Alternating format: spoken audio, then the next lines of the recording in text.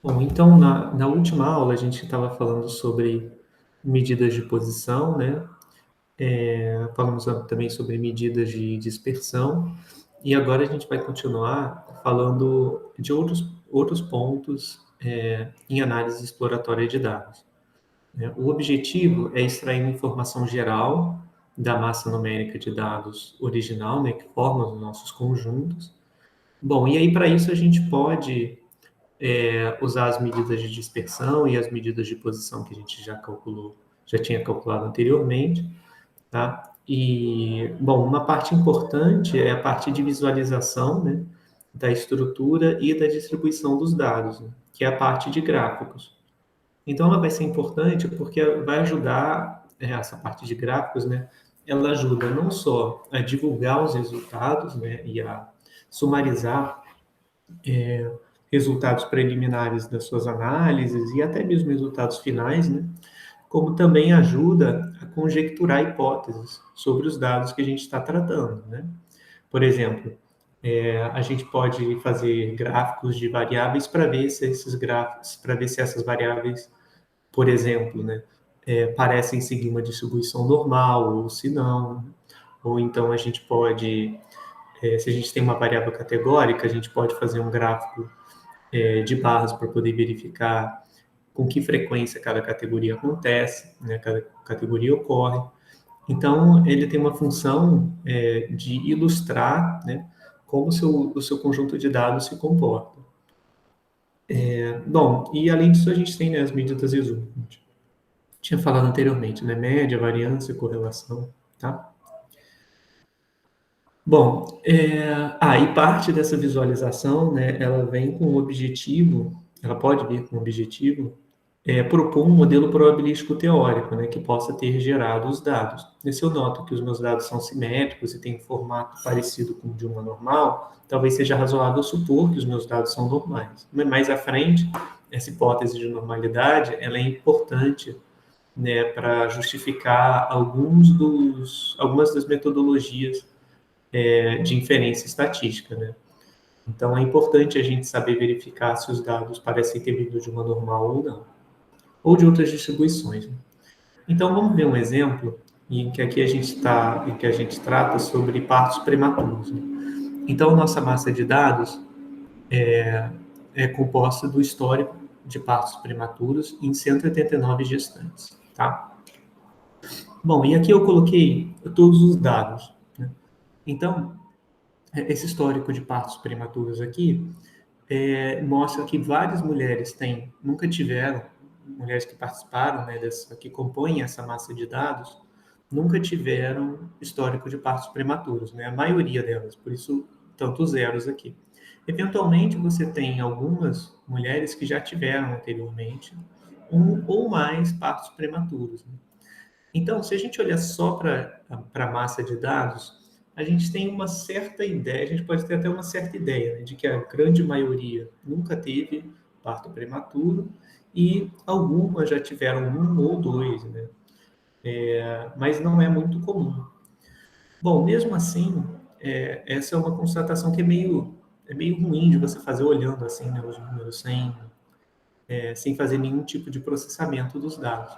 Fica mais fácil quando você faz um gráfico de frequências das observações. Então, onde você anota qual foi a frequência de zeros, qual foi a frequência de uns, a frequência de dois, a frequência de três e assim sucessivamente. Quando a gente olha para o gráfico, aí sim, aí a gente tem uma noção mais precisa, né? A gente consegue ver que, de fato, a esmagadora maioria são zeros, né? Ou seja, nunca tiveram partos prematuros, e que mesmo que eu some todas as que já tiveram anteriormente, pelo menos um parto prematuro, elas não chegam nem perto da quantidade de mães que já tiveram partos prematuros, tá? Bom, e aí a gente pode fazer esse gráfico de barras de várias formas, né?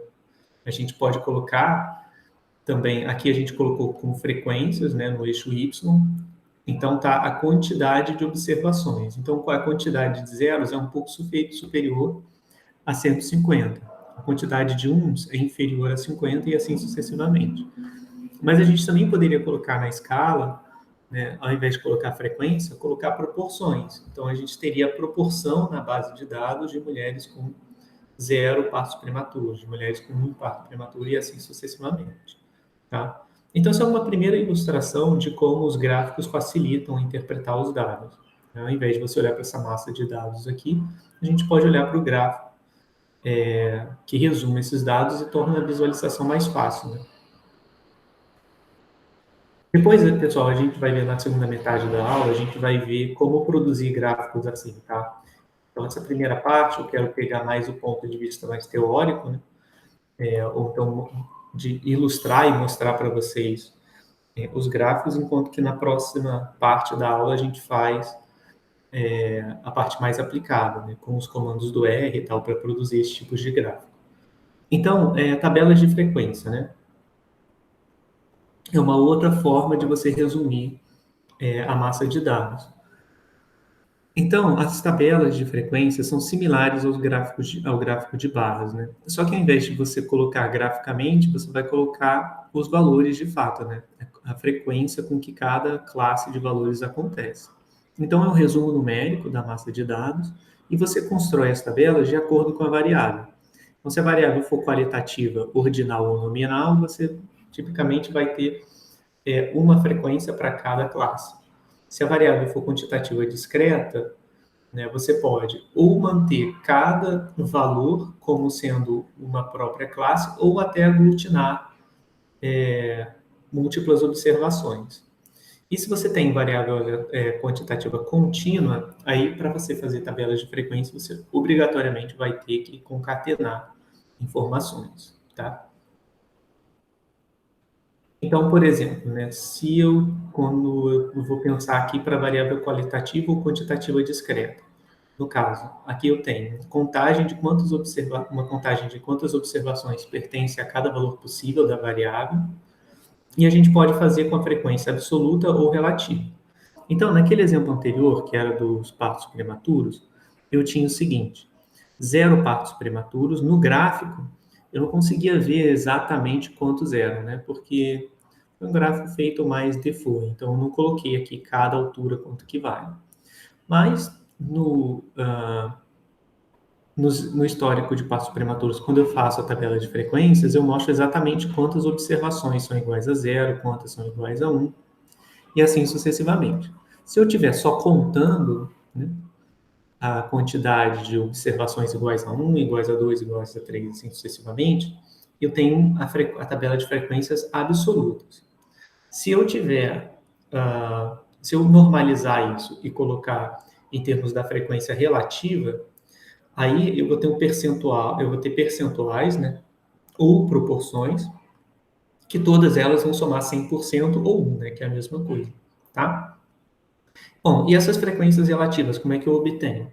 Então, a primeira, né, a frequência relativa do zero, ela é obtida fazendo 159 dividido por 189, certo? Porque é essa quantidade de zeros num total de 189. Então, é assim que eu obtenho o meu valor de 84,1, tá bom? Então, é bem fácil de fazer frequência, mesmo frequência relativa, né? Basta dividir pela soma de todos os 189, das 189, dividir pela quantidade de gestantes, né? Que são 189, tá? Bom, acho que até aí não tem muita novidade, né? Bem intuitivo como funcionam essas tabelas.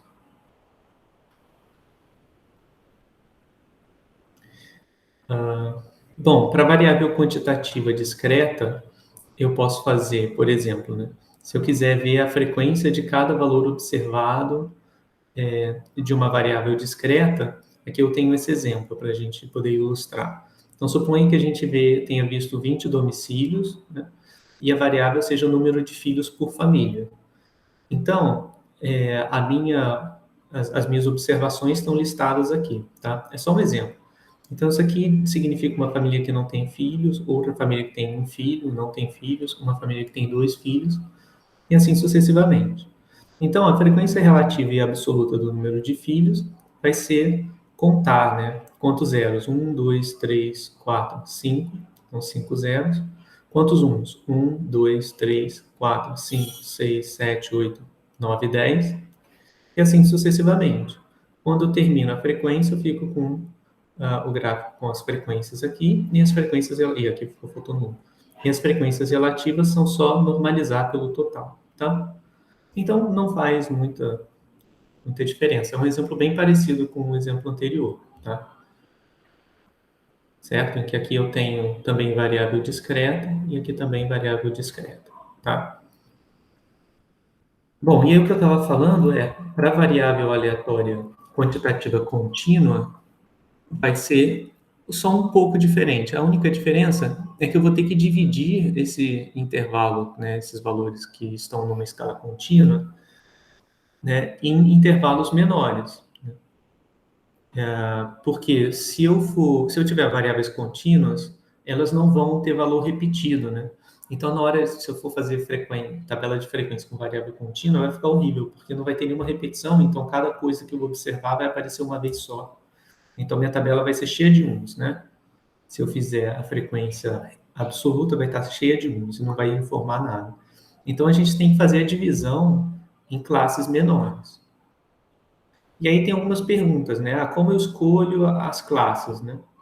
E quantas classes eu vou colocar? Então, essa é uma pergunta são perguntas relevantes porque é, elas vão influenciar em como o gráfico ou em como a tabela vai ser formada. E a gente precisa evitar extremos. Em que sentido? A gente não pode nem botar classes demais, né? Porque se a gente coloca classes demais, ficam poucas observações por classe, e no limite, se a gente tiver o número de classes igual ou maior o número de observações, vai ficar um gráfico não informativo, porque aí a gente vai ter um monte de observações, um monte de classes com 0 observações, e a gente também pode ter, e eventualmente a gente vai ter a gente vai ter outras quantidades de classes com apenas uma observação. Então, a gente não pode escolher muitas classes. A gente também não pode escolher poucas classes, né? Uma quantidade exageradamente pequena de classes, porque senão a gente perde informação demais, né? Se a gente dividir em só duas classes, a variável contínua, a gente não consegue, a gente perde muita informação na hora de visualizar, tá? Então, bom, e mais uma observação que é importante é que a gente pode aplicar esse conceito, né, de dividir em classes o meu intervalo de valores, também se eu tiver variável discreta, tá? Em geral, isso vai ser razoável se as suas contagens são altas, né? Por exemplo, se eu estiver olhando para o número de pontos de jogadores na NBA em um determinado ano. Bom, como cada jogo de basquete, em geral, tem, sei lá, 90 pontos, 80 pontos por time, 70, né? Se você acumular durante um ano a pontuação de cada jogador, os números vão ser bem altos, né? Se você quiser visualizar como isso aí varia, para ver quais jogadores pontuam mais, quais jogadores pontuam menos, você vai ter você vai ter variáveis que são discretas, você vai ter variável discreta, né, para cada jogador, porque você vai observar uma quantidade inteira, né, um número inteiro de pontos, mas você só vai poder, como esses valores são muito altos, você não deve ter muita repetição do mesmo número, né? Então, a chave é as repetições. Se você quase não tiver repetições de valores, mesmo que a sua variável seja discreta, vai ser importante dividir aquela variável em classes, tá? Bom, vamos ver um exemplo, tá, em que isso acontece, tá? E aqui a gente está falando, então, nesse exemplo, sobre idades de árvores numa floresta.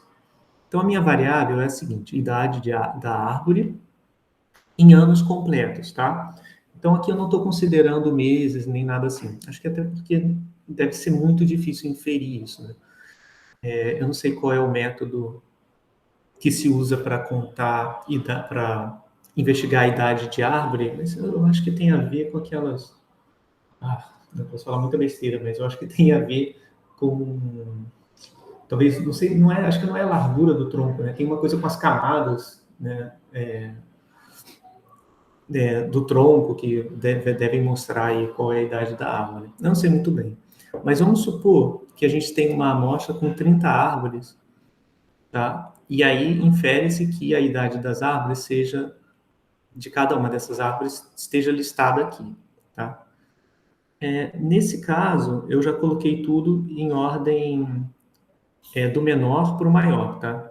Então, a árvore mais jovem tem 67 anos, a mais velha, 125. Então, quantas classes a gente vai dividir? São 30 árvores, né? Não tem uma regra geral do que a gente pode fazer, né? Mas uma sugestão inicial, que muitas vezes funciona e gera gráficos razoáveis, é a gente usar a raiz quadrada do número de observações, para definir quantas classes a gente vai colocar. Porque olha só, aqui a gente não tem nenhuma repetição praticamente, né? Aqui só que repete um pouquinho, aqui repete outro pouquinho. Então, se a gente não categorizar, não dividir em categorias, vai ficar difícil de visualizar.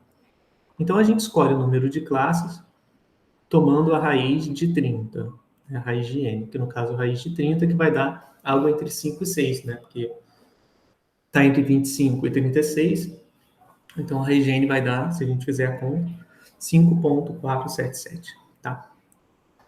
Bom, isso é só uma sugestão, pessoal, não precisa seguir à risca isso daqui não, tá? É só uma sugestão inicial. Então a gente poderia tomar 5 classes, 6 classes, até 7 ou 4. Então fica um pouco de tentativa. A gente pode começar com 5 ou 6 e ver como que o gráfico se parece.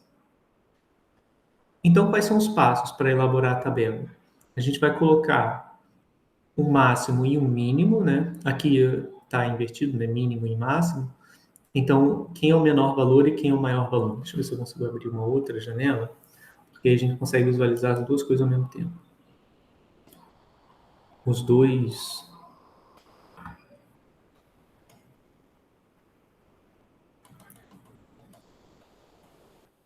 Ops. Visualizar os passos e visualizar os dados em si.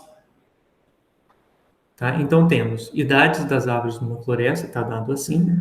Então, a gente tem aí um número máximo e um número mínimo, né? Máximo 125, mínimo 67, né? Então, o menor valor 67, o maior valor 125, tá? Número de classes que a gente vai escolher. No caso, seguindo a sugestão da raiz de n, eu colocaria 5 ou 6. Por exemplo, digamos 5, tá? Que são 5 classes. Então, eu vou ter 5 classes e elas vão ter que ir de 67 até 125. Então, eu tenho que calcular a amplitude da amostra, né? Que é de quanto até quanto os valores se apresentam, né, na base de dados. Então, a minha amplitude A fica sendo 125 menos 67, que vai dar 58, né? Então, esse é o comprimento, né, total do meu gráfico no eixo X. Porque aqui eu vou ter 67, aqui eu vou ter 125, aqui está o meu eixo X. Né? Então, o que eu estou fazendo eu estou calculando quanto que mede esse comprimento aqui para poder fazer as classes. Então, aqui vai dar 58. E na hora eu faço mais classes e aí obtenho a minha tabela de frequências. Né? Então, para eu poder fazer minha divisão, como eu quero 5 classes, eu preciso pegar um intervalo que mede 58 e dividir em 5 partes. Tá? Então, quando eu for fazer isso no passo 4, eu vou ter que calcular agora a amplitude das classes, tá? Então, como é que eu vou fazer? Vou pegar esse intervalo que tem tamanho 58, como eu quero 5 classes, eu vou dividir ele por 5, para saber quanto é que vai medir cada classe. Então, ó, cada intervalo das classes vai medir, de acordo com a conta, 11,6. Né? Só que, enfim, eu não quero colocar as quebras com o número decimal, tá? Então, porque eu não quero ficar colocando aqui 78,6, por exemplo, para dividir, né? Que seria para dividir novas classes. Ao invés disso, eu vou colocar 12, porque fica mais redondo, tá? Então, não tem uma regra fixa. É só para ficar mais claro na hora de colocar nos eixos. Então, eu vou colocar as minhas classes medindo 12, tá? Cada uma delas. Então, quando eu fizer isso, né, medir 12, eu vou ter aqui o valor de 79. Eu vou botar mais 12, né? Vai dar 80, 92, 91, né? E assim sucessivamente. Então, isso vai criar minhas quebras. E aí é só eu contar quantas observações pertencem a cada intervalo, do 67 ao 79, do 79 ao 91, e assim sucessivamente. Então, ó, eu calculo no passo 5 os limites das classes, então 67 a 79, 79 a 91, e assim sucessivamente. Tá? Tem um detalhe, né? Eu preciso definir se eu vou considerar o valor à esquerda ou se eu não vou considerar o valor ou se eu vou considerar o valor incluso à esquerda ou à direita, né? Eu não posso incluir o 79 nas duas classes, porque senão fica ambíguo. Então, uma convenção, né? A gente pode, por exemplo, excluir sempre a direita, digamos, né? Então, se eu tiver, aqui vai ser do 67 ao 78, que vai estar incluso no primeiro intervalo, porque tudo aqui é inteiro, né? Então, eu não vou ter 78,5 nem nada assim. Então, é como se eu estivesse incluindo do 67 ao 78, incluso os dois extremos, do 79 ao 90, incluindo os dois extremos, e assim sucessivamente, tá? Quando eu chegar no final, pessoal, eu vou passar do 125 que eu tinha aqui, certo? Isso aconteceu porque eu coloquei o tamanho da classe ligeiramente maior do que a divisão certinha. Então, quando eu vou colocando de 12 em 12, vai chegar no final, e no final eu vou passar um pouco, tá? Do 125, mas não tem problema. Ô, professor, então você está incluindo, você deve incluir só um, por exemplo, se você for incluir o 79 no primeiro, não vai incluir no segundo. Exato, exato. Poderia fazer assim. Seria menos consistente, mas eu posso fazer. Aí depois botar incluir, não, excluir 79, 91, depois incluir e excluir o 103, tá? Eu poderia fazer assim, aí só fica um pouco inconsistente, né? O mais usual é você manter sempre a mesma formulação, tudo bem? Tudo bem. Mas tem várias formas de fazer. Eu poderia fazer o contrário também, excluir a esquerda, incluir a direita. Só que aí eu tenho que tomar cuidado, porque quando eu fizer isso, como 67 é um valor observável, ele estaria fora da tabela, né? Se eu fosse fazer assim. Então, para fazer desse jeito, eu teria que começar antes do 67. Poderia começar no 66, digamos. Aí tudo bem, aí eu posso fazer, tá? Mas o mais usual, pessoal, é fazer assim: incluso a esquerda e excluso a direita, tá? Excluído a direita. Porque aí você começa a contar tudo, né? Mas pode ser de outro jeito, não vai fazer tanta diferença, tá? E aí, para terminar, o que a gente vai precisar fazer é contar quantas observações estão em cada classe, tá? Então, essa parte aqui eu vou fazer o seguinte, eu vou contar do 67 a 79, quantas observações são? 1, 2, 3. Então, nessa classe eu tenho 3 observações. Do 79 ao 91, eu tenho 1, 2, 3, 4, 5 observações.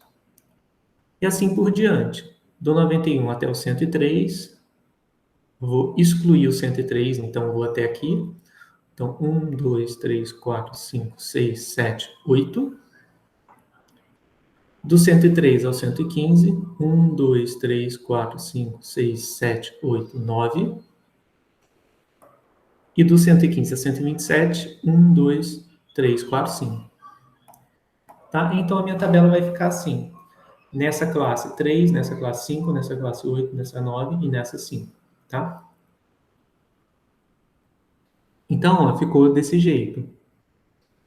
3, 5, 8, 9, 5. Tá vendo? 3, 5, 8, 9, 5.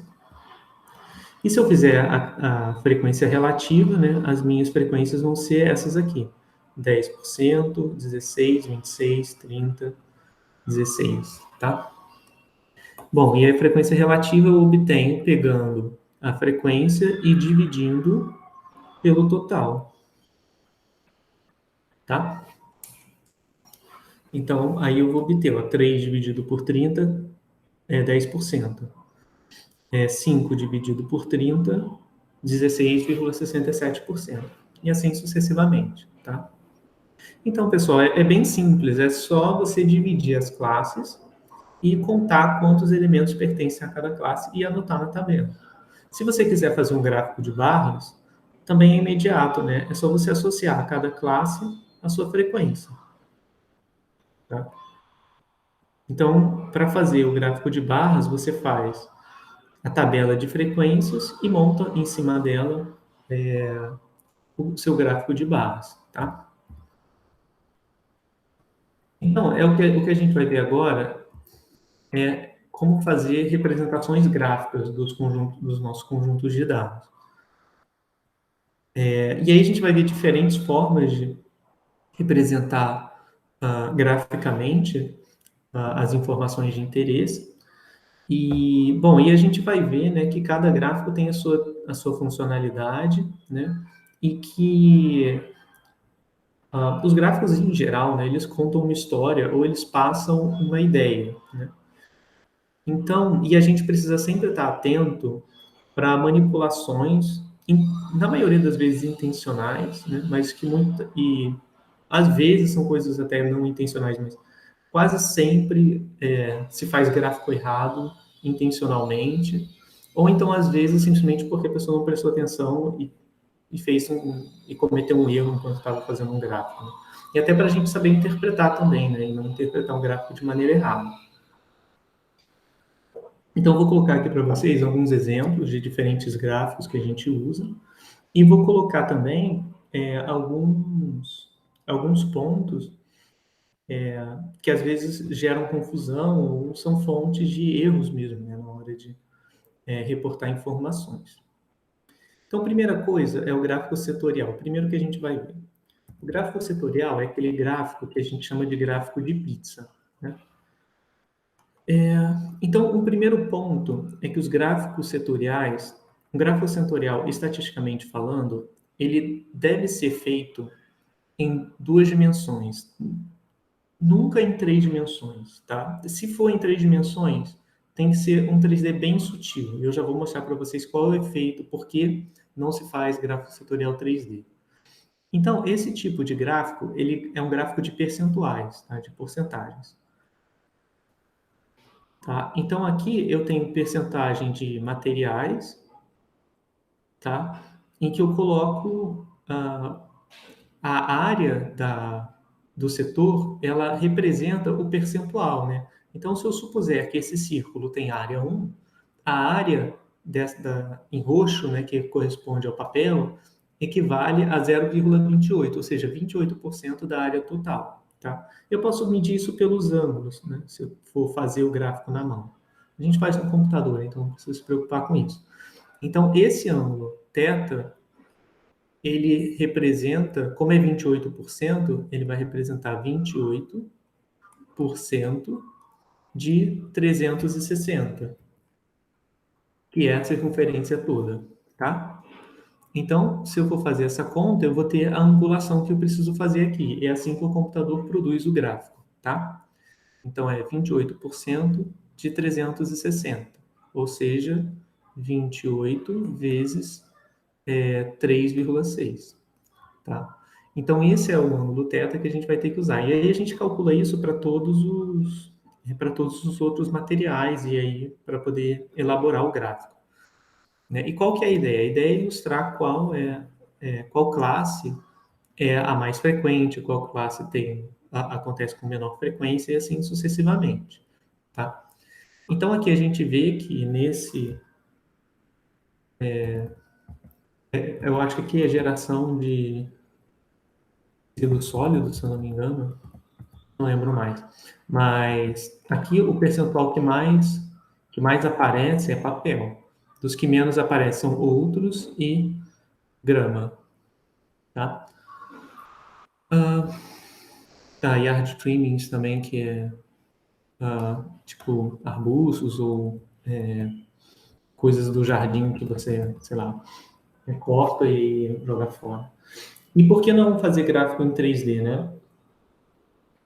O problema do gráfico em 3D é que ele deforma os percentuais que estão mais voltados para você, tá? Então, por isso não é aconselhável. Se você faz o gráfico em 3D com uma perspectiva muito acentuada, que nem esse aqui, as pessoas acham até mais bonitinho, porque é 3D e tal. Ok, tá, pode ser mais bonito. Mas ele mascara algumas coisas, né? Por exemplo, quando a gente olha, digamos, para os outros e grama, parece que grama talvez, né, tenha um volume maior do que o outros, mas na verdade os dois são de 5%, né?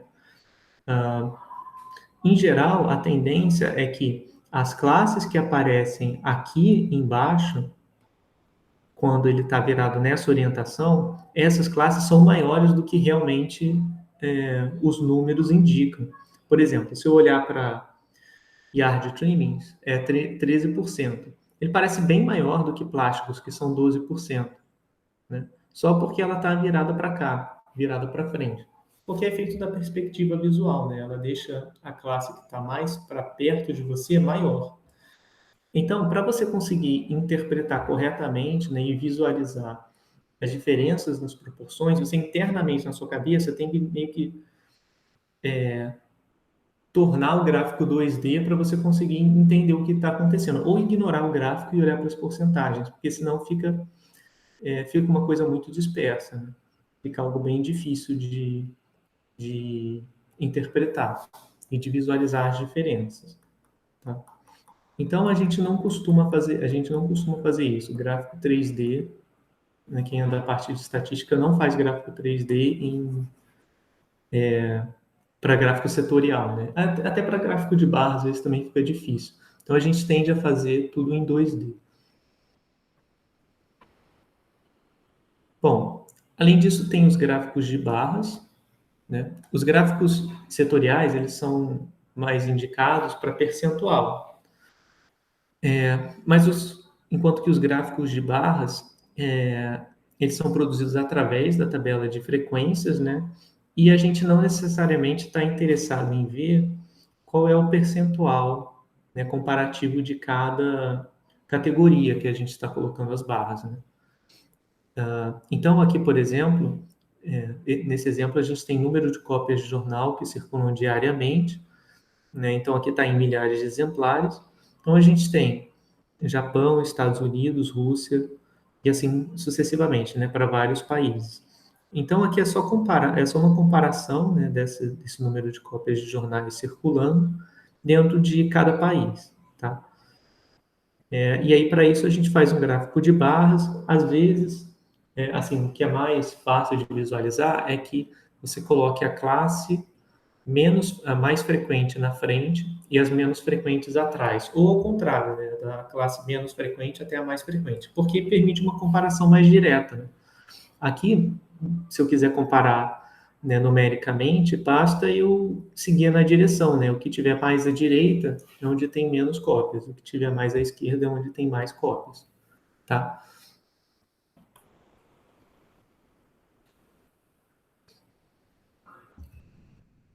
Bom, e gráficos de barras também eles podem vir de vários formatos, né, de várias formas diferentes. Eu posso ter gráficos de barras, como eu mostrei, na vertical, também posso ter na horizontal, né, não faz muita diferença. E aqui tem só um exemplo em que é um pouquinho mais elaborado, onde a gente tem o tipo de tecido, né? E aqui a gente coloca dois tipos de tecido em comparação um com o outro, né? Então, aqui eu vou ter um tecido de referência, né? E o tecido que eu estou analisando. E aqui, o que a gente faz o que esse gráfico está fazendo, em ontologia genética, né? Para classificação da célula contra as suas características. Então, pessoal, o que a gente vai ter é o seguinte. Aqui tem o tecido, que eu estou olhando em comparação com o tecido de referência e o tecido que eu estou fazendo a análise, né? E aqui, em cada linha, eu tenho uma certa característica, né? Aqui é com respeito a cromossomos, aqui é o nucleo, aqui parede celular, aqui é nucleoplasma e assim sucessivamente, né? Então, isso é uma forma de você comparar um tecido de referência, um tecido que você está analisando com um tecido de referência. Então, aqui, o gráfico de barras é um gráfico pareado. onde para cada classe eu tenho um pareamento, né? E aí o objetivo é justamente comparar o tecido em análise com o tecido de referência. Então, são só formas diferentes de você usar o mesmo tipo de gráfico, né? Você pode usar o gráfico de barras até para comparar duas distribuições, né? Uma distribuição com respeito ao tecido de referência, no caso, e ao tecido em análise. Tá? E para ver mais detalhes, né, a gente pode acessar esse site, que foi de onde eu peguei o gráfico, tá? Mas a ideia é só ilustrar, né, formas diferentes de usar o mesmo tipo de gráfico. A gente também pode fazer um gráfico em linhas, né, para variáveis quantitativas. Então, nesse gráfico, a gente quer mostrar a evolução temporal de uma variável quantitativa, que pode ser discreta ou contínua. Então, agora a gente vai ver gráfico em linha, que usualmente é feito para séries temporais, né, que é bem comum que se faça para séries temporais. Então, a gente tem, nesse caso, a temperatura, né, temperatura potencial equivalente distribuída por nível de altitude. Tá? Então, vou dar um zoom aqui para a gente poder ver melhor. Então, aqui, pessoal, a gente tem o seguinte, vamos olhar a legenda. É uma série temporal da temperatura potencial equivalente em diferentes níveis de altitude, né? Então, a gente tem baixa troposfera, média troposfera e alta troposfera. Então, aqui no eixo X eu tenho a temperatura e no eixo Y eu tenho o tempo. Então, aqui a gente vê a oscilação de temperatura de acordo com o tempo para diferentes altitudes: baixa, média, e alta, tá? Então, uma coisa que a gente nota é que as temperaturas na baixa troposfera e na média são bem similares, né? Em termos de ordem de magnitude, né? Então, são temperaturas mais elevadas, a baixa e média troposfera. Eu acho que faz sentido, né? À medida que a gente vai se distanciando mais da superfície da Terra, vai diminuindo a temperatura. Então, a gente nota que existe uma oscilação, né, em ordem de grandeza bem diferente, né, da alta troposfera, mas que a baixa e a média parecem similares, né, em termos de ordem de grandeza. As duas parecem bem similares. Mas uma diferença que a gente nota entre a baixa e a média é a variação, né? Olha como varia no tempo a temperatura na baixa troposfera. Varia bem mais do que na média troposfera, certo? Então, aí entra, acho que uma pergunta que alguém de vocês fez no final da aula passada, né? Como é que a gente usa aquelas quantidades de interesse que a gente estava calculando, por exemplo, a dispersão. Então, se a gente for fazer, pessoal, a conta para ver a variância da curva em cinza, que é essa curva da troposfera média, ela varia bem menos, né? Então, a variância dessas temperaturas na média troposfera vai ser bem baixa em comparação com a variância na baixa troposfera. Na baixa, ela varia mais, tá vendo? Então, a variância deve ser maior. Nesse caso, quando eu estiver comparando baixa com média em termos de variabilidade, eu nem precisaria fazer coeficiente de variação, por exemplo, porque eles variam na mesma escala, certo? Variam basicamente no mesmo nível. Então, a média dessas duas séries não vai ser tão diferente uma da outra. Então, mesmo que eu faça só a variância ou só o desvio padrão, já vai fornecer uma boa forma de comparar as duas curvas. Mas, se eu quiser, eu posso fazer coeficiente de variação, não tem problema. Mas, como nesses dois casos, o nível é semelhante entre eles, então a questão da variabilidade vai ser bem representada tanto pela variância, quanto pelo desvio, quanto pelo coeficiente de variação, tá? O que muda mais é na alta, né? Na alta, a gente tem uma diferença no nível de temperatura bem mais notável, né? Em comparação com as outras duas medidas, tá? E a variabilidade se aproxima, talvez, a variabilidade de temperatura na baixa, agora eu estou olhando para baixa e para alta. Então, talvez, em termos de variabilidade, a variabilidade em alta troposfera seja similar, talvez um pouco menos, né? Aí tem que fazer a conta, do que na baixa, né? E a variabilidade é bem maior do que a variabilidade na média troposfera, tá? Então, com esse gráfico de séries temporais, a gente pode perceber várias características diferentes, né? Do nível, com respeito ao nível da série, com respeito à variabilidade. Depois, para a gente ter mais detalhes, a gente sempre pode calcular, de fato, a variância, né, da série. Tá claro como esse aspecto, pessoal, da variabilidade e do dos diferentes níveis da série?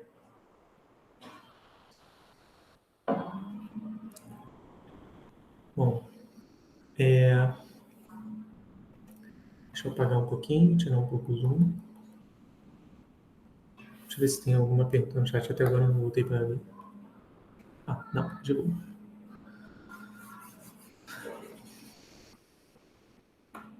Não.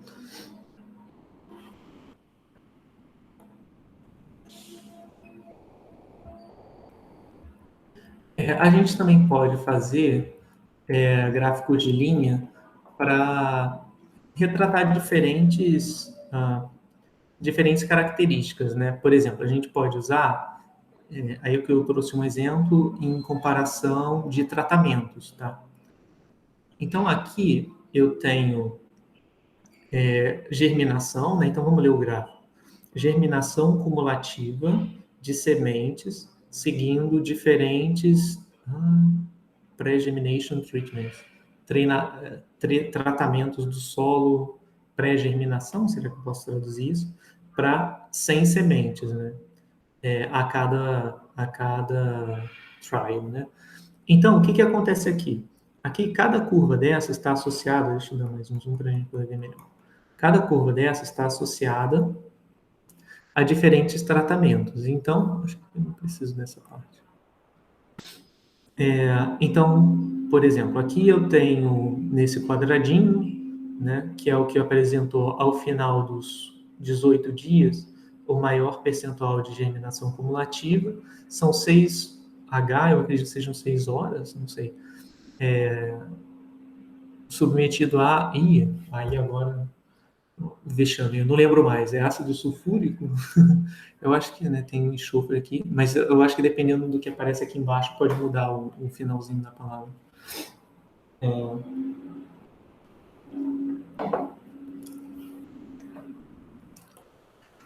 Então, a gente tem várias formas, né, de tratamento. Então, tem esse primeiro, tem controle vinagre, HCl, né, ácido clorídrico, controle com água quente, enfim, tá? Então, eu tenho, pelo que eu entendi, são 3 diferentes controles, né, que estão retratados assim. Então, vamos olhar onde é que eles estão. Faz sentido, né, que os 3 sejam controle. Controle no sentido de que simula um determinado tratamento, mas provavelmente ele é um tratamento mais, talvez, como posso dizer? Os outros parecem, não, na verdade é água oxigenada, né? Eu não sei por que ele chama controle esses aqui, mas possivelmente é porque ele quer comparar com esses outros 3 tratamentos. Então, os demais acabam funcionando como controle. E eles, de fato, evoluem de forma similar, tá vendo? Né? Então, o percentual de germinação nessas curvas em controle é menor do que nas curvas dos demais tratamentos. Né? Então, com isso, a gente consegue ver como é que o percentual cumulativo de germinação vai se comportando com o passar dos dias. Né? E aí a gente consegue identificar qual é a influência de cada tipo de tratamento. Né? Então, a gente vê que, por exemplo, né, esse primeiro tratamento com quadradinho, né, que eu acho que é com ácido sulfúrico, ele acaba sendo, no início, ele demora mais para germinar do que, por exemplo, com água oxigenada, né? A água oxigenada faz com que a germinação comece mais cedo, pelo menos para essas sementes, né? Olhando pelo gráfico, e depois de um tempo, né, as 3 curvas, né, essa e essa, começam a germinar de forma similar. Depois de um tempo, né, essa da bolinha, que eu não sei o que é, scarification, não sei o que é isso, e com água oxigenada se comportam de forma similar. Enquanto que, após um tempo, o primeiro tratamento, que é o que eu acho que é de com ácido sulfúrico,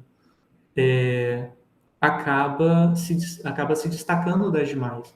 Então, ao final dos meus 19 dias, parece que eu tenho 3 grupos, né, de curvas de germinação diferentes. Um grupo que são as que germinam mais, que é com esse tratamento. Um outro grupo das que germinam proporcionalmente mais do que o controle, mas ainda assim não tanto quanto esse primeiro de tratamento, né? E ao final tem um grupo controle que germina menos, tá? Pessoal, é isso mesmo? Isso aqui é ácido sulfúrico? Eu estou meio incomodado de repente ficar falando o nome da substância e estar falando errado. Ainda Eu mais acho que que fica sim, gravado porque depois. tá muito pequenininho aqui, aí não dá para ver o outro. Ah, é? Ixi. Se for H2 e SO4, eu acho que é ácido sulfúrico, sim. Ah, é isso então.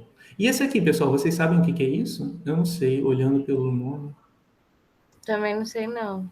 Max Scarification. Eu realmente não sei. Mas o objetivo é esse, pessoal, é comparar as curvas de crescimento, de germinação as curvas acumuladas de germinação por dia, tá?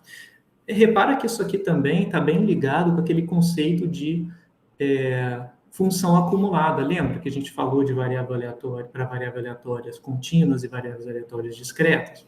Porque olha só, eu vou acumulando, à medida que passam os dias, eu vou acumulando probabilidades, né? Porque o meu percentual de germinação, tudo bem que aqui está de 0 até 100, mas ele é um número, que como está em percentual, é um número entre 0 e 1. Então, à medida que os dias passam, o percentual de germinação vai sempre aumentando, conforme eu vou acumulando, né, esse valor. Então, tem uma certa similaridade com o conceito de probabilidade acumulada. Só que aqui não necessariamente eu vou chegar no 100%, tá? Porque não é garantido que todas as sementes que eu vou colocar lá eventualmente vão germinar. Acho que vai chegar uma hora em que eventualmente algumas não conseguem germinar e acabam ficando por lá mesmo, sem germinar nunca, tá? Deixa eu diminuir um pouquinho.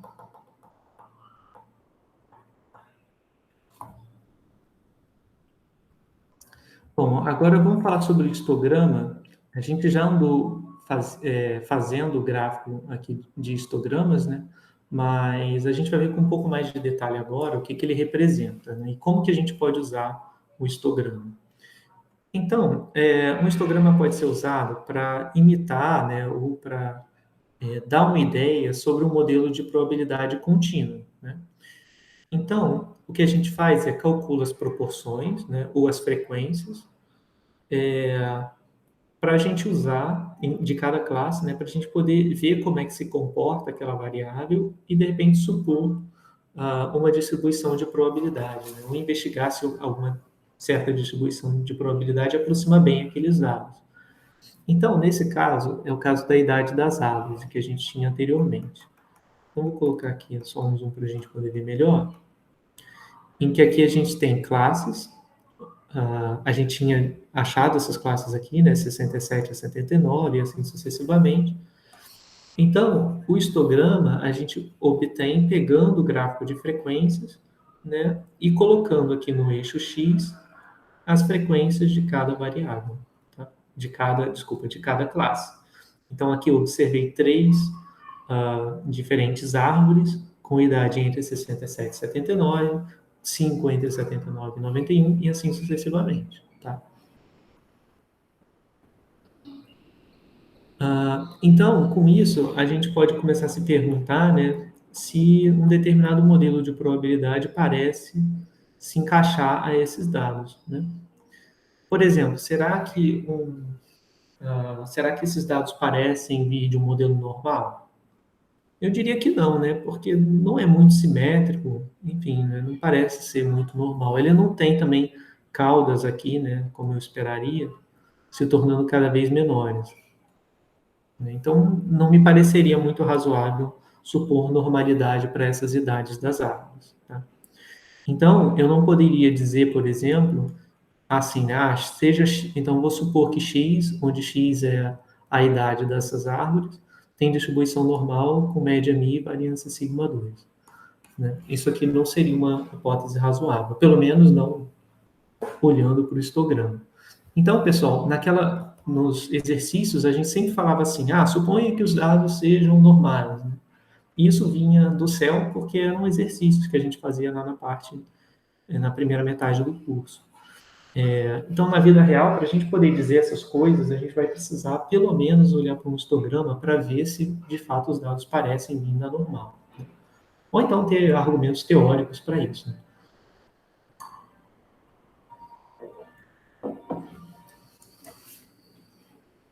Bom, e a gente também pode fazer, e aqui é só mais um exemplo, né? Que a gente também pode fazer múltiplos histogramas, ou seja, a gente pode colocar para visualizar mais de um histograma simultaneamente. Né? Então, por exemplo, aqui eu tenho dois histogramas, um primeiro, que é o histograma em cinza, e um outro, né, que é o meu histograma em preto. O que são essas duas distribuições? Deixa eu aumentar um pouquinho para mostrar para vocês. Aqui, pessoal, a gente está falando sobre comparações entre distribuições empíricas de duas populações. Então, no primeiro caso, aí olha como é que os autores eles organizavam esse gráfico. Eles fizeram o seguinte: pegaram, vamos ver a legenda, né, que eu já não lembro mais. Distribuição das alturas, né, em duas coortes de recrutamento de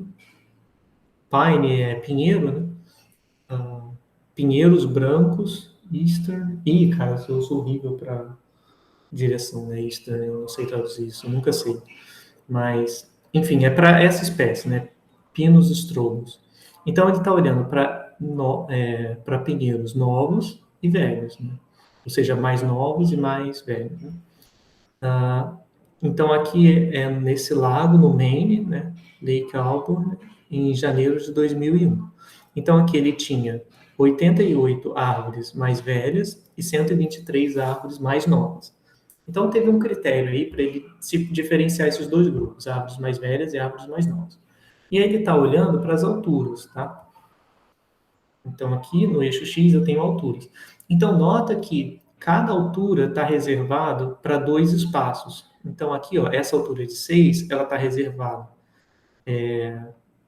para quantas árvores eu tinha medindo 6 metros no conjunto de árvores novas e quantas mediam 6 metros no conjunto de árvores mais velhas. Tá? Então, pessoal, nesse caso, a gente observa que a gente tem um histograma que parece ter um comportamento levemente bimodal, né? Que é esse histograma em cinza. Né? Parece ser ligeiramente bimodal, por conta, enfim, dessa pequena queda que aparece aqui, mas isso pode ser devido à aleatoriedade, né? Mas, enfim, parece ser ligeiramente bimodal. E quando a gente compara com o histograma, né? E aqui eu estou só suavizando o histograma para poder ver com um pouco mais de clareza, tá? Quando a gente compara com o histograma das árvores mais velhas, faz sentido, né? Porque as mais velhas tendem a ter alturas mais elevadas, né? Porque são árvores mais velhas, né? Cresceram mais. Então, a gente nota que existe essa diferença, né? Esse shift para a direita, quando a gente compara árvores mais velhas e árvores mais novas com respeito à sua altura. Tá? Então, essa é uma forma de você usar um histograma para verificar diferenças entre as distribuições. E nota que, diferente do histograma anterior, aqui eu estava organizando os meus dados por frequência relativa, né, em percentual. Então, aqui equivale a 20%, 15%, né, as alturas. Então, nota que para as árvores mais novas, né, entre 15% e 20% delas medem 9 metros. Né? Medem mais de 9 metros e menos de 10, eu acredito. Tá? Então, é só para dizer que no histograma eu posso ter ou frequências relativas ou frequências absolutas no eixo Y. E essa é uma forma de você colocar dois histogramas juntos no mesmo gráfico, tá? Então, interessante, né? Eu achei legal essa representação aí dos autores, porque é uma forma de você visualizar no mesmo gráfico as duas distribuições com respeito às árvores, tá?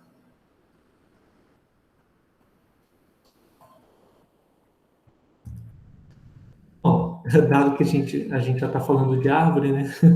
Existe um gráfico chamado de diagrama de ramo e folhas. Tá? Ele é um gráfico interessante. Tem alguns problemas que a gente vai falar agora, mas ele é um gráfico mais diferente, né, do que a gente costuma ver. Ele tem uma construção que é bem interessante, né? Porque ele possibilita fazer um gráfico sem perda de informação numérica. Porque, convenhamos, né, quando a gente faz um gráfico, digamos assim, a gente perde alguma informação numérica, certo? Porque a gente não sabe exatamente, a gente pode até fazer uma medida e olhar, e ver aqui no olho, né, mais ou menos qual é a frequência relativa, mas o que a gente faz quando desenha um histograma é a gente, em geral, abre mão de uma parte da informação numérica, né, a gente resume um pouco dessa informação numérica, para que em troca a gente ganhe interpretabilidade, né? E a gente consiga ver como se distribui aquela variável, né? Então, pessoal, sempre a gente vai fazer um histograma, a gente acaba perdendo informação numérica. Notadamente, se eu colocar para você só esse histograma aqui, por exemplo, a gente perdeu um pouco de informação numérica. Como assim? Aqui, ó, a gente sabe que são 5 observações entre 115 e 127, mas a gente não sabe quais são essas 5 observações. Pode ser que essas 5 observações estejam todas aqui, ó, bem perto do 115. Mas também pode ser que essas 5 observações estejam mais perto do 127. Eu só sei que aqui dentro tem 5 observações, mas eu não sei aonde elas estão, tá? Então, é nesse sentido que a gente abre mão de parte da informação dos dados para exibir de forma mais clara, né, o comportamento da distribuição dos valores observados na amostra para aquela variável. Então, é sempre esse compromisso. Né? Você abre mão de parte da informação dos dados, mas você ganha, por outro lado, em termos de interpretabilidade e visualização. O diagrama de ramo-folhas é uma forma que a gente pode fazer isso sem perder informação numérica nenhuma, é o que é bem interessante. Então, e tem essa piada horrível, né, que provavelmente vocês não... Enfim, das lanchas, né? As lanchas são como os carros e os banhistas são como os pedestres, daquela propaganda antiga que tinha. Então, funciona assim: as dezenas são como os ramos e as unidades são como as folhas. Então, por isso se chama ramo e folhas, tá? Então, como é que funciona? Funciona da seguinte forma: eu vou pegar cada observação, e aí eu vou exibir para vocês de novo a lista de observações numéricas. Né? Então, aqui eu tenho, para cada uma das 30 árvores, eu tenho essas observações, e aqui eu vou olhar o seguinte: eu vou fazer ramos e folhas. Então, aqui são os meus ramos, do lado esquerdo, e do lado direito eu tenho as folhas. Tá? Então, aqui ramos e folhas. E como é que funciona isso? Eu vou fazer da seguinte forma: eu vou dividir os ramos pegando as dezenas e as folhas pegando as unidades. Então, eu vou ter... A primeira observação era 67. Então, 67 eu faço 6 e o 7. As próximas duas observações estão na casa dos 70. Então, eu vou pegar o 7 e aí eu vou colecionar aqui os dígitos, né, das unidades. O 1 formando 71 e o 8 formando 78, tá? E assim sucessivamente. Olha, para o 8 eu vou ter 82, 85, 86, 87, 87. Então, vai entrar 2, 5, 6, 7, 7. Tá? E assim sucessivamente. O 9 vai entrar 9, 2, 5, 7, 9 e 9. Ó, 2, 5, 7, 9 e 9. Então, nota, pessoal, que se a gente inverter, né, se a gente for olhar para esse gráfico rotacionado 90 graus no sentido anti-horário, né, assim, 90 graus, a gente tem um histograma, né? Se a gente for ver as alturas, dá um histograma certinho.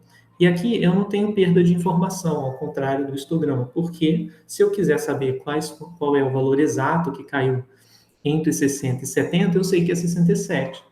Né? Aqui, entre 70 e 80, eu sei que é 71 e 78, são os dois valores. Tá? Então, é bem interessante nesse sentido, porque eu consigo visualizar um histograma e eu não perco informações. Tá? Só que esse gráfico ele não aparece muito, né? Até hoje, eu só vi esse gráfico em disciplinas de estatística. Por quê? Esse gráfico tem alguns problemas. Ele não funciona, primeiro, ele não funciona muito bem se você tiver muitas informações. Por quê? Porque a altura fica dividida pelo espaço que o número ocupa, né? Então, se eu tiver um número só, a minha barra vai até aqui. Dois números, a barra vai até aqui. Fica difícil eu ver a informação em escala. Então, se eu tiver, aqui são 30 árvores.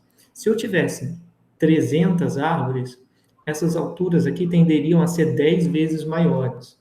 Então, por exemplo, na classe 10, talvez fosse ficar muito difícil de visualizar. Né? Seria uma classe com muitos números, então o gráfico ia ficar muito grande. Se eu tiver, tipo, 1000 observações, aí ferrou-se, né? Fica muito difícil, porque vai ocupar muito espaço e vai ter muita repetição.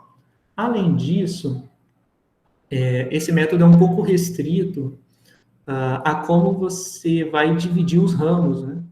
Aqui funcionou bem porque de 10 em 10, né, de 10 em 10 unidades, ficava bom o ajuste. Agora, se eu tiver muito mais observações do que 30, né, digamos, e eu quiser fazer no dobro de classes, né, então fazer do 60 até o 65, dos 65 aos 70 e assim sucessivamente, fica difícil de interpretar, né? Como é que a gente colocaria isso? Seria mais complicado. A gente até pode botar 2,6, mas aí ficaria bem esquisito, né, na verdade. Então a gente não usa ele tanto por conta disso, porque tem umas limitações, né? Ele vai funcionar bem se tiver poucas observações, né? E na hora de você colocar as classes, isso também pode ser uma limitação, tá?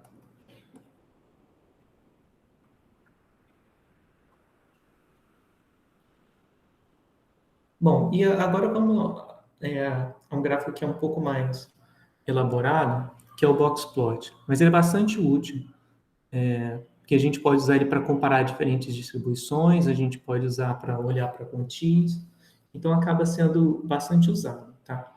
Assim, ele é bastante usado em pesquisa, tá? Mas a gente não costuma ver em jornal, coisas assim, porque ele é um pouquinho mais complicado de entender. Não é nada de outro mundo, mas é porque usa quantias, né, de probabilidade.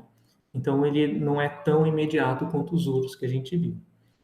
Bom, então vamos lá, vamos ver o que os boxplots fazem. Aqui, pessoal, eu coloquei para vocês uma lista de de pesos de recém-nascidos, né, em um conjunto de dados referente a um estudo que era sobre características da mãe relacionadas com a ocorrência ou não de subpeso na criança ao nascer, né? Então, aqui eu peguei para vocês só os recém-nascidos que estiveram abaixo do peso. Abaixo do peso significa pesando menos do que 2.500 gramas, tá? Menos de 2,5 quilos. Tem alguns bebês aqui, gente, que estão bem abaixo, né? Aqui tem um bebezinho com 700 gramas, pesando só 700 gramas, outro pesando pouco mais de 1 quilo. Aí assim sucessivamente. Então, para esse conjunto de dados, eu coloquei da menor observação para a maior. Então, o primeiro passo eu ordenei os dados para colocar eles aqui para você. E aí eu vou mostrar para vocês. Eu vou mostrar para vocês como é que a gente vai montar um boxplot a partir desses dados. Bom, então como é que funciona? Deixa eu colocar aqui. De repente é melhor eu colocar o gráfico final para já mostrar para vocês como é que ele está dividido. tá? Então, o box plot é esse aqui, é esse gráfico aqui de baixo, tá? Box plot. Então, vamos ver como é que a gente monta esse gráfico. Primeira coisa eu vou ter que colocar os quartis. Primeiro quartil, segundo quartil, terceiro quartil, tá? Então, vamos relembrar o que são esses quartis, né? O quartil 1, que eu estou chamando de Q1, é o valor que deixa 1/4 das observações à esquerda dele, lembra? O meu quartil 1 é aquele quartil que divide em 25% o conjunto de dados. Aqui em cima eu coloquei o histograma referente a esses bebês, né? Então, aqui eu tenho esse bebê que pesa 709 gramas, aqui os dois, não, aqui essa quantidade de bebês pesando entre 1.000 e 1.500 gramas, né? São 3 aqui. Então, aqui eu tenho 3, aqui eu tenho 1, e assim sucessivamente. Então, se eu fosse fazer um histograma desses dados, o meu histograma seria desse jeito, tá? Então, a distribuição seria aproximadamente igual a essa, e eu tenho que fazer o seguinte, eu tenho que dividir e achar quem são os quartis, tá? Aí, como é que eu vou fazer isso, pessoal? Quantos recém-nascidos eu tenho? Tenho 1, 2, 3, 4, 5, 6, 7, 8, 9, 10, 11, 12. Por 12 vezes 1, 2, 3, 4, 5. 12 vezes 5 menos 1, né? Isso vai dar 12 vezes 5, 60, menos 1, 59. Então, tenho 59 observações. Vou anotar aqui. N igual a Ô, 59. professor, por que 12 vezes 5 menos 1? Aqui eu estou contando quantas observações tem, a não ser que eu tenha contado errado. Eu contei 1, 2, 3, 4, 5, 6, 7, 8, 9, 10, 11, 12, vezes 1, 2, 3, 4, 5 linhas. Entendi. Tá? É só porque eu não anotei quantas observações tinham, aí eu comecei a contar. Mas fez sentido? Fez sim, é que eu achei que era de alguma fórmula, eu falei, eu me perdi. Tá. Não. É o número de observações só. Tá? Beleza. Então, pessoal, eu já anotei aqui que são 59 observações. Aí eu tenho que achar os quartis. Lembra, né? Os quartis, eles vão deixar quantas observações dentro deles, né? Eles vão deixar 1/4 das observações. Aí, o que eu faria? Eu pegaria esses 59 e dividiria por 4, para saber quantas observações vão ter que ficar entre cada quartil, certo? Então, quando eu fizer essa divisão aqui, vai dar resto, né? A divisão vai ter resto. Então, essa divisão vai dar 1, 19... Nossa, quanto tempo que eu não faço conta assim? 4 e sobra 3. Então, dá 14 observações e sobram 3, né? Poxa, e aí como é que eu vou fazer? Eu vou pegar... Aqui é só um jeito de fazer na mão, tá, pessoal? Esses quartis. Tá? O computador, ele já calcula os quartis para você, mas é só para eu poder ilustrar. Então, os quartis, lembra que eles vão dividir em 4 partes iguais o meu conjunto de dados. Cada parte vai ter que ter 14 observações e vão ficar sobrando 3. Essas 3 observações que sobrarem vão ser exatamente os quartis. Então, aqui eu coloquei em azul, vou até circular em azul. Eu coloquei em azul o Q1, o Q2 e o Q3. Vamos ver por quê. Se a gente contar, ó, daqui até aqui eu contei 12. Então, 12 observações, 13 e 14. Então, tem 14 observações à esquerda do Q1. Aí eu vou ver agora entre o Q1 e o Q2. 1, 2, 3, 4, 5, 6, 7, 8, 9, 10, 11, 12, 13, 14. 14 também. Se eu contar aqui nesse intervalo entre 2, 2, 11 e 2, 3, 9, 5, também vai ter 14 observações e aqui também vai ter 14. Né? E como eu peguei o resto, que era 3, e coloquei uma delas para ser cada quartil, eu já fiz a minha divisão certinha, tá? Então, repara que aqui eu teria como quartil 1, né, o valor 1,928, ou seja, quase 2 quilos. O quartil 2 seria 2 quilos 211 gramas, né?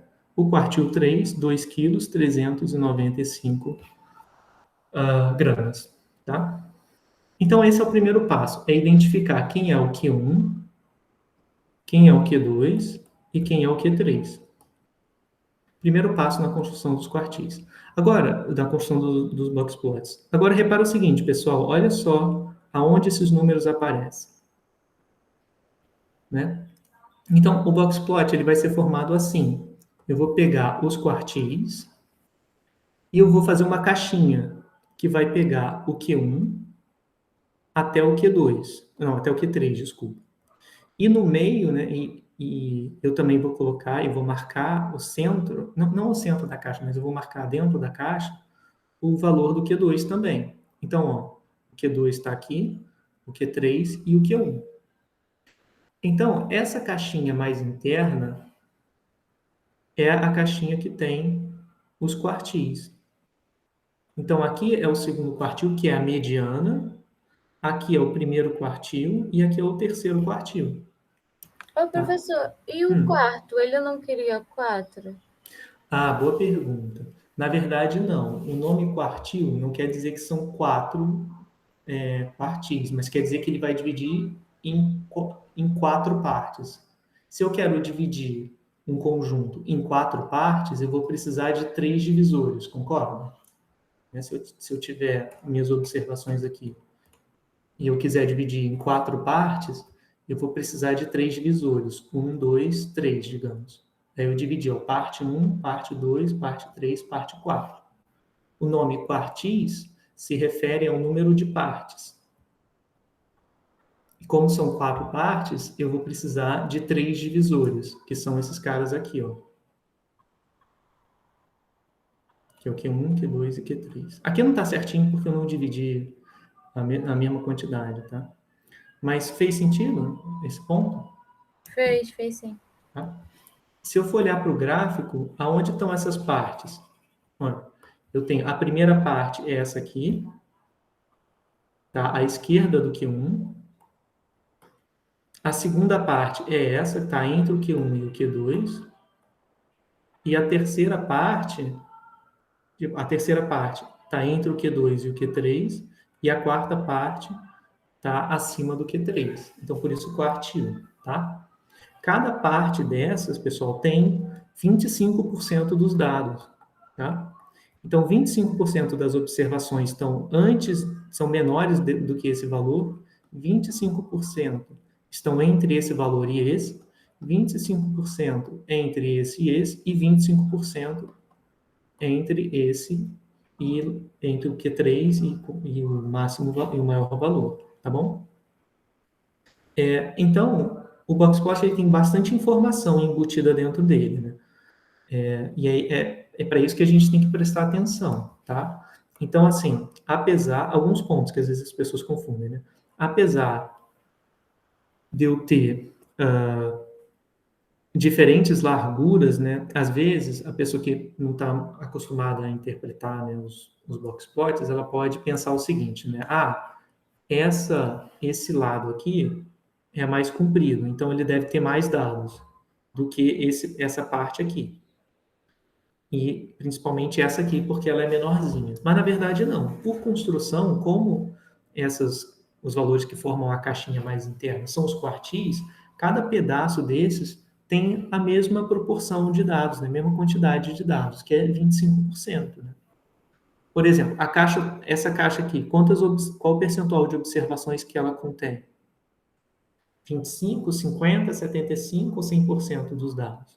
50. 50, né? Porque aqui dá 25, aqui 25, tá? E agora vamos olhar para as outras observações, né? Porque não tem só a caixinha, tem esses caras e tem esses caras aqui. Então, o que eles representam?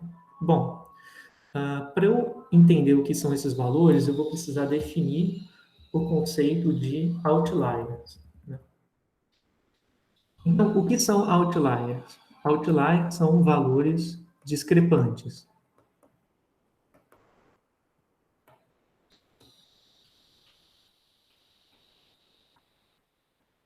São valores discrepantes, tá? Discrepantes porque ou eles são grandes demais em comparação com a base que eu observei, ou eles são pequenos demais. Se a gente olhar aqui para o histograma, pessoal, a gente consegue ver pelo menos uma observação que parece ser um outlier, né? Que ela parece se destoar das demais. Né? E talvez essas duas aqui também pareçam destoadas demais, porque elas são observadas com pouca frequência. Mas essa daqui parece ser bem destoante, né? E ela se trata, na verdade, de um recém-nascido pesando 700 gramas aproximadamente. Então é bem atípico, mesmo entre o grupo de mães, entre o grupo de recém-nascidos que estão abaixo do peso, esse aqui está muito abaixo. Então, nesse sentido, ele deve ser um valor discrepante.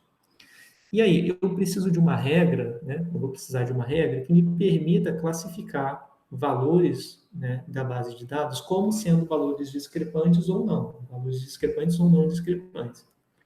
E qual é a regra que a gente costuma adotar? A gente costuma fazer o seguinte: a gente olha, né, os valores que estão a mais de 1,5 vezes a distância interquartílica dos quartis 1 e do quartil 3. Tá? Como assim, né? Primeira coisa, tem que calcular a distância interquartílica. Lembra que a gente definiu essa distância como sendo Q3 menos Q1. Então, o comprimento da caixinha. Né?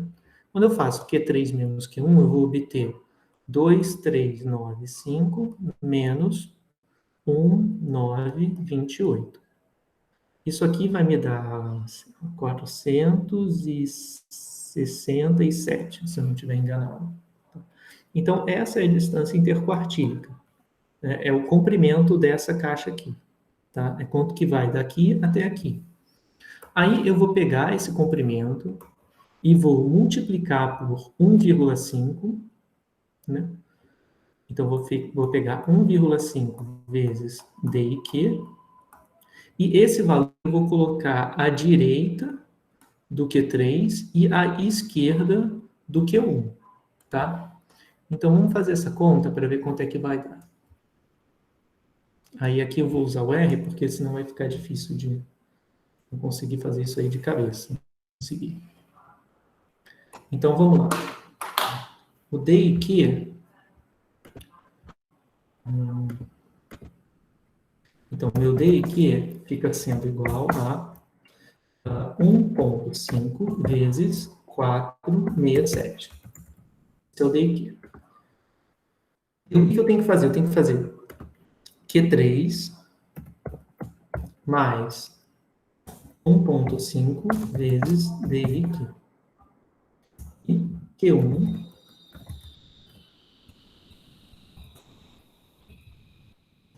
menos 1,5 D e Q.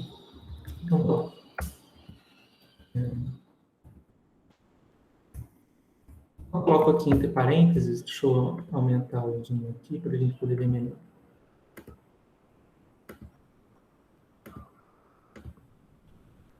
Quando eu colocar esse comando entre parênteses e rodar, ele vai exibir quem é o D e Q para mim. Então, a distância... Nossa, que estranho. Ah, não, é porque aqui eu botei 1,5. Então, a distância interquartílica é 467. Né? Então, eu vou colocar aqui quanto que é 1,5 vezes a distância interquartílica, deu 700,5. Então, o que eu vou pegar? O que eu vou fazer, pessoal? Eu vou pegar esses 700,5 e vou somar na direita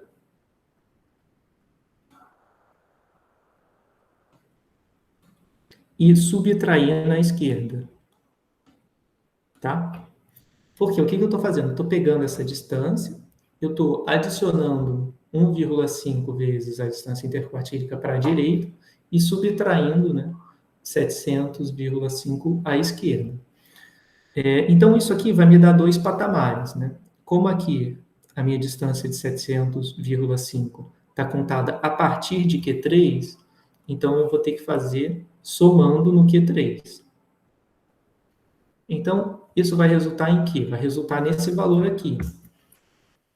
Eu coloquei o valor de Q3, né? Q3 vale 2,395. 2,395. E o Q1 vale 1,928. Quando eu fizer Q3 mais 1,5 vezes o DQ, eu vou obter o valor de 3.095,5.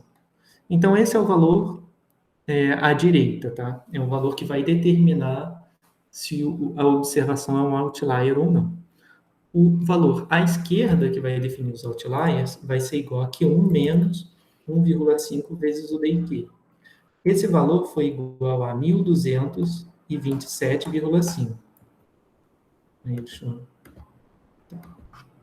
Então, aonde que está esse valor, né? Ele está no gráfico, ele está aqui em algum lugar, entre o 1.135 e o 1.330. Então, vamos supor que esteja aqui. Então, aqui eu coloquei o valor 1.227,5, tá? Esses dois valores, pessoal, a gente convenciona chamar de cerca inferior e cerca superior.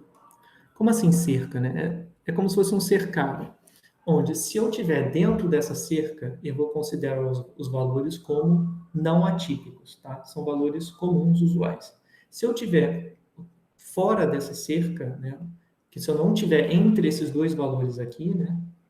Entre esse e esse, eu vou ser considerado um outlier. Então, pessoal, é isso que define esses 3 pontinhos que estão aparecendo do lado esquerdo. Né? Porque a regra do outlier, eu vou colocar aqui. A regra do outlier é essa que eu escrevi aqui em cima. Classifico como um outlier à direita os pontos que estão a mais de 1,5 vezes a distância interquartílica, unidades, à direita do terceiro quartil. Então, esse valor, né, é o 1,5 vezes a distância interquartílica mais Q3. Né? Então, essa é a fórmula. Vou colocar aqui. 1,5 DQ mais Q3. Então, essa é a cerca superior. A cerca inferior, ela é igual a Q1 menos 1,5 vezes a distância interquartílica. Tá? Então, eu vou considerar como outlier se aquela observação não pertence ao intervalo limitado à esquerda pela cerca inferior e limitado à direita pela cerca superior. Tá? Então, aqui no caso, né, o que acontece? Esses 3 valores não pertencem ao intervalo que vai de 1,227 a 3,095. Então, como ele não pertence, ele é marcado como um outlier no gráfico. Então, por isso eu coloco esse pontinho. E coloco também o número associado a ele. Esse valor também está à esquerda da cerca inferior e esse também está à esquerda da cerca inferior. Tá? Então, por isso são classificados como outliers. Então, esses 3 pontos são os meus outliers. E na direita, pessoal? E no lado direito? No lado da direita, né, para ser considerado um extremo à direita, desculpa, o bebê precisa pesar mais de 3 quilos. E nenhum dos bebês pesou mais de 3 quilos na base. Então, não aparece nenhum outlier à direita, tá? Bom, então é isso. Essa é a regra que permite classificar observações como outliers com base no boxplot, tá? Eu calculo a cerca inferior, calculo a cerca superior. Se o valor em si não estiver dentro daquela cerca, eu vou plotar os valores separadamente com esses pontinhos aqui, indicando que são outliers. E agora, pessoal, só falta indicar quem são esses outros 2 pontos, né, onde fica essa linha pontilhada, tá? Eu vou apagar aqui para poder ficar mais claro, tá? Não ficar tão poluído. Então, eu quero manter aqui a cerca inferior e a cerca superior, eu vou fazer o seguinte, eu vou colocar aqui do lado de fora em algum lugar. Vamos dizer que esteja aqui, a cerca superior. E aqui está o valor que eu calculei de 3.000, acho que era 3.095, alguma coisa, se não me engano, tá? Aí, pessoal, tem esses 2 valores, né? Esse e esse. Que valores são esses e por que eu vou destacar esses valores? Esses valores que aparecem aqui são os valores, aí tem que tomar cuidado, né, com a definição, são os valores mais extremos do conjunto de dados, mas que não são outliers, mas que não são considerados outliers, tá? Então, pessoal, para ser outlier, eu já vi que do lado direito não tem nenhum outlier. Então, o ponto mais extremo que não é outlier para o lado direito é o ponto 2459. Então, deixa eu subir aqui para mostrar para vocês. Então, o ponto mais extremo da base de dados que não é outlier é esse aqui, né? Porque eu já sei que para ser outlier tem que ser mais do que 3.000. Esse valor é 24.000, 2.400, né, aproximadamente. Então, não é outlier. E a esquerda? A esquerda é similar, né? Eu vou olhar quem é outlier. É outlier se for menor do que 1.227. Então, eu venho aqui, onde é que está 1.227? São esses valores aqui. Então, todos esses três são os outliers. E quem é o valor mais extremo à esquerda que não é considerado outlier? Ora, é esse aqui, 1.330. Ele é o mais próximo de ser outlier, mas que não é outlier pelo lado esquerdo. Então, eu vou estender essa, que a gente chama de bigode, né, informalmente, esse bigodinho do gráfico, até esse valor, que é o valor mais extremo que não é outlier pela esquerda. Tá? Então, pessoal, é assim que a gente monta o boxplot. Tá? A gente, primeiro, calcula os quartis, depois a gente vê aonde está a cerca que limita quem é outlier e quem não é outlier, a gente marca todos os outliers no gráfico, e depois a gente estende, né, faz os bigodinhos, indo até os valores mais extremos e que não são outliers. Alguma dúvida, pessoal, nesse procedimento de construir o boxplot? Por mim tá tudo bem, professor. Tá? Bom, eu vou apagar então esses valores aqui, porque eu quero comparar com o histograma, tá? Para a gente poder visualizar melhor o gráfico. Professor, Oi.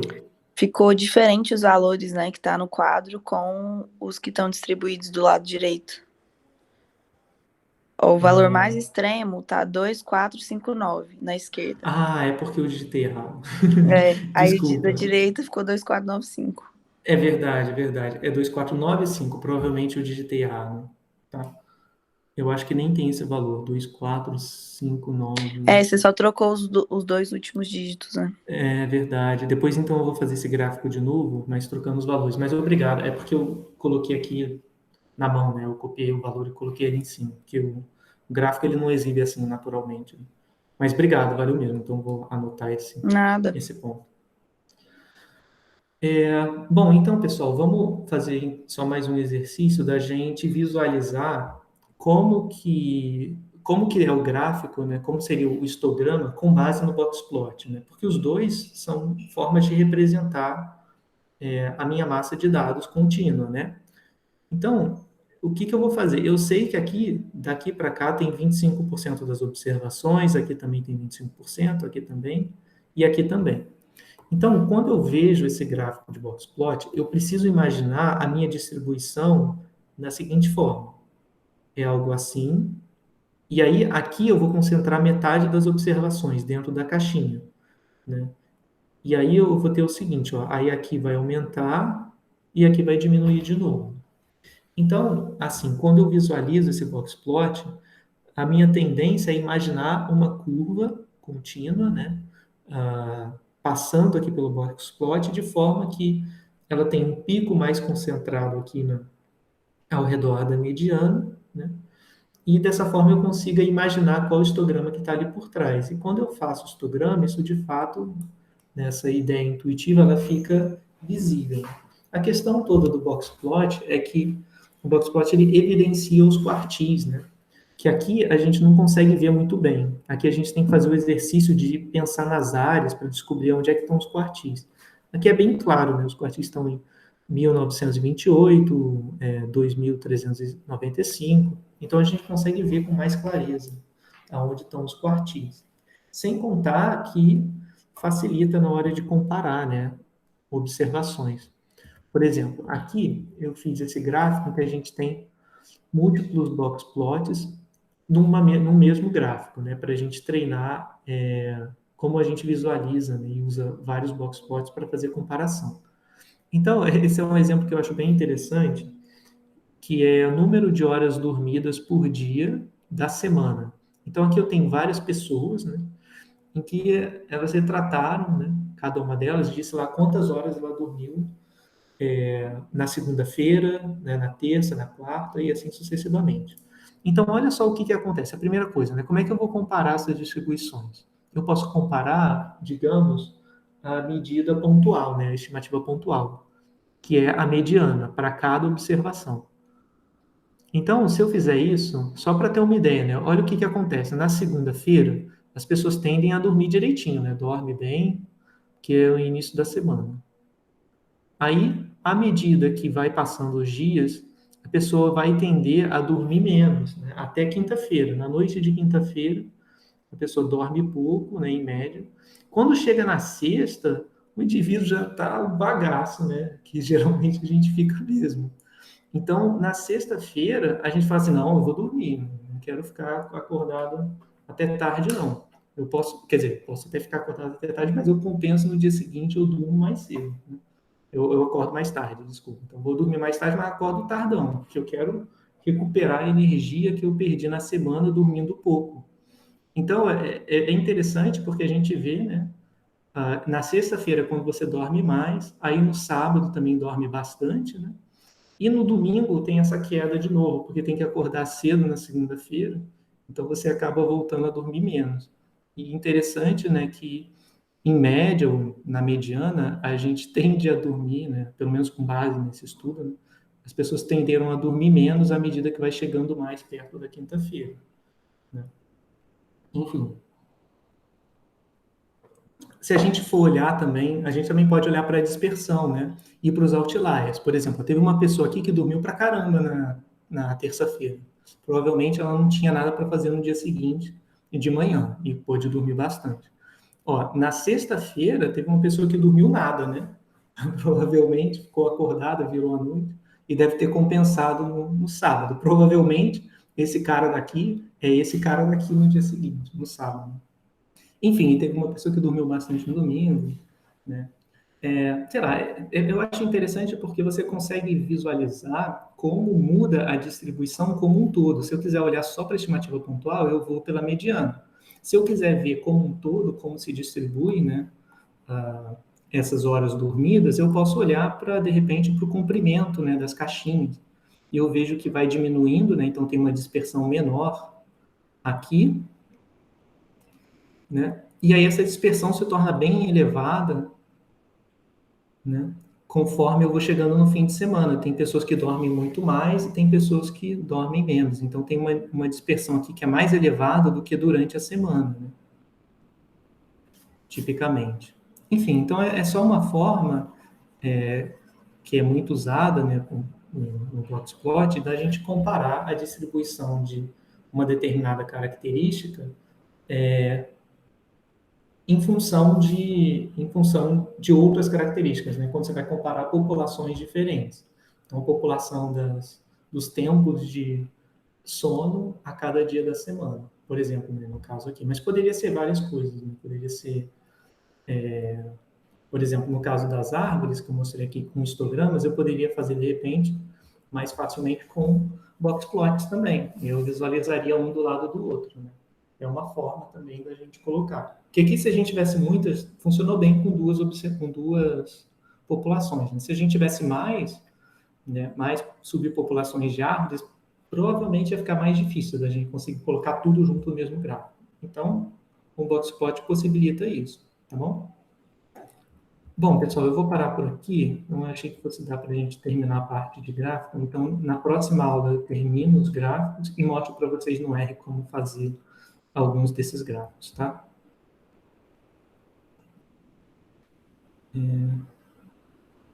Beleza, vou parar por aqui, porque senão eu vou ter que correr muito, tá? Deixa eu retornar. Alguma dúvida, pessoal? Por enquanto, não, professor.